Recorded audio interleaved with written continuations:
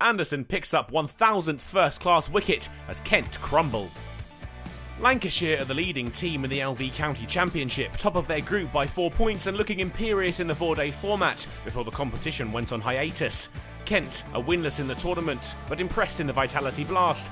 Could that be the confidence boost they needed? After a day and a session was lost to the rain, Lancashire could finally unleash Jimmy Anderson. Back at Old Trafford and immediately into his work. England colleague Zach Crawley, his first victim, out for a duck in the first over. And he had another in his next over. Cox out cheaply too, the hosts making up for lost time. England's all-time wicket-taker was showing his class once again and had a third with the score still in single figures. Ollie Robinson caught behind for a duck. Kent hopes of a decent start shredded. Everything he tried seemed to come off, and it wouldn't be long before he had a fourth in the game, leaning out for 2. Anderson now with figures of 4 for 3. His next wicket was the big one. Kuhn caught behind for a duck, gave Anderson his 5-wicket bag, but more importantly, it represented his 1000th scalp in first-class cricket. Another incredible achievement to add to an already glittering career, and the celebrations show just how much it meant to his teammates. You'd be forgiven for thinking Lancashire only had one bowler, but Lamb proved just how dangerous their attack can be. The next ball saw him pick up his first, and the Red Roses' 6th, Denley departing LBW for 12. Anderson wasn't done though, not long to wait for his 6th wicket. Milnes, the unfortunate man to go, caught behind for 1. And then a 7th for Jimmy. Kent now 8 down with little more than 30 on the board. The visitors though have their own legendary club veteran, and Stevens wasn't about to roll over for Lancashire.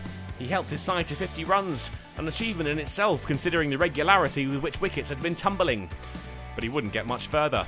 Out to Lamb, Davis with the catch at long off, Kent with just 1 more. Late hitting from Logan and Quinn took Kent into the 70s and spared some blushes, but Lamb wrapped it up. Kent all out for 74 and Lancashire in the driving seat. There simply aren't enough superlatives left in the English language to describe Jimmy Anderson and his latest milestone of 1000 first-class wickets.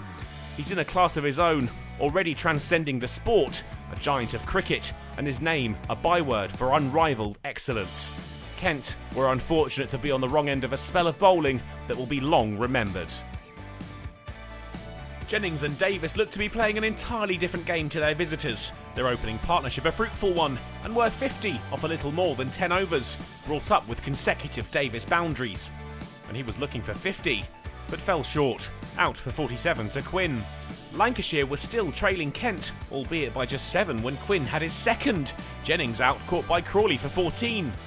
Kent had another without any change to the score. Wells aimed a big swipe at Milnes, only to fall for 3. Bohannon and Villas finally took Lancashire past their visitors' score, both men patient in their approach, aware of the potential for more nervy moments before the close.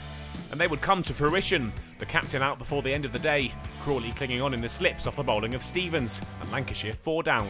Bohannon too couldn't make it to the close, bowled by James Logan on his Kent debut, and Lancashire were getting a little taste of their own medicine. Often Jones ensured Lancashire put on 3 figures, and they stuck together through to the end of the day. The hosts in control, but not quite as far on top as they'd have hoped when Kent crumbled to 74 all out. No matter the result though, this day will live long in the memory, if only for Jimmy Anderson's heroics.